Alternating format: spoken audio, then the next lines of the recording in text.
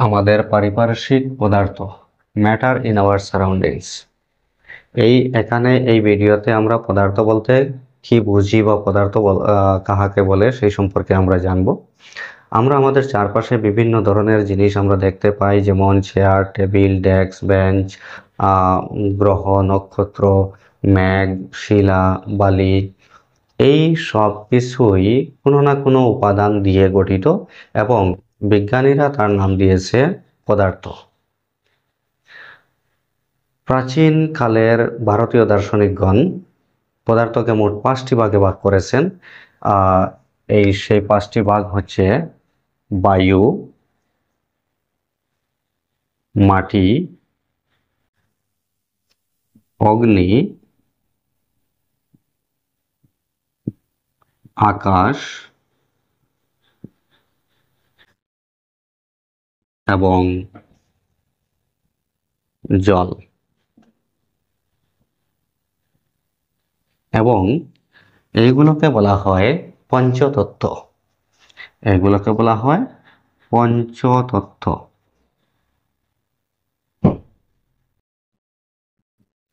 কিন্তু প্রাচীনকালের ভারতীয় দার্শনিকগণের সঙ্গে প্রাচীনকালের গ্রিক দার্শনিকরাও একমত যে প্রত্যেকটি পদার্থই 5টি ভাগে বিভক্ত: বায়ু, মাটি, অগ্নি, আকাশ এবং জল। কিন্তু আধুনিক বিজ্ঞানীরা কি করেছেন? আধুনিক বিজ্ঞানীরা পদার্থকে ভৌতিক এবং রাসায়নিক ধর্মের উপর ভিত্তি করে 2টি ভাগে বিভক্ত করেছেন। এখন আমরা আমাদের চারপাশের যে জিনিসগুলো দেখতে পাই বা আমাদের চারপাশে যে জিনিসগুলো আছে সেগুলোর মধ্যে কোনগুলো পদার্থ এবং কোনগুলো পদার্থ নয় সেটা আমরা কি করে বুঝবো? কোন একটা জিনিস সেটা পদার্থ কিনা সেটা বোঝার জন্য আমাদেরকে দেখতে হবে যে সেই জিনিসগুলোর ভর আছে কিনা এবং সেই জিনিসগুলো কোনো একটা নির্দিষ্ট জায়গা জুড়ে রাখার ক্ষমতা আছে কিনা, অর্থাৎ তাদের ভর আছে কিনা। যদি দেখা যায় যে জিনিসগুলোর ভর এবং আয়তন উভয়ই আছে, ভরও আছে আয়তনও আছে, তাহলে আমরা সেগুলোকে বলবো পদার্থ। আর যদি সেই জিনিসগুলোর ভর এবং আয়তন না থাকে তাহলে আমরা সেগুলোকে কিন্তু পদার্থ বলতে পারবো না। সুতরাং পদার্থ বলতে কি বুঝো বা পদার্থ কাহাকে বলে সেই প্রশ্নের আনসার কি হবে? দেখো, আমি প্রশ্ন লিখছি, পদার্থ কাহাকে বলে।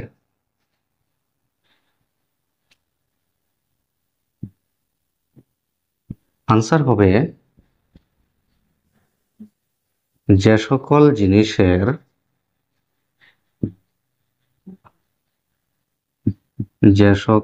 জিনিসের ভর এবং আয়তন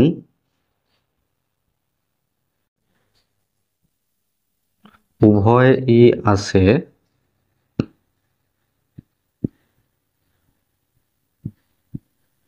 তাহাদেরকে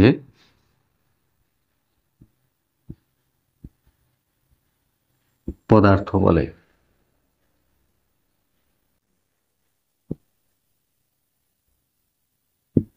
উদাহরণ হিসাবে আমরা বলতে পারি শিলা, বালি,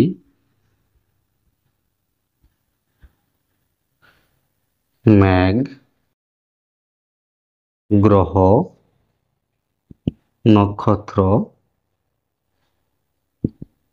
চেয়ার, টেবিল, ডেস্ক, বেঞ্চ, কলম, খাতা ইত্যাদি। কারণ এই সবগুলো জিনিসেরই ভর এবং আয়তন আছে। কিন্তু মনে করো ভালোবাসা,